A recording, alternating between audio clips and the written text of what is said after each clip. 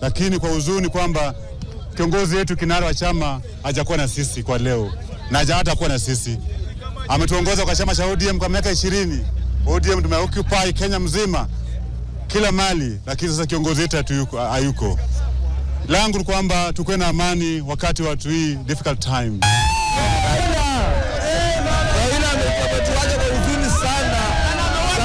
Na sidhani kama tutapata kiongozi kama Raila Kenya mzima.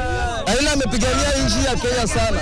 Tunaomba Raila atembeze Kenya mzima, kila mtu aomboleze.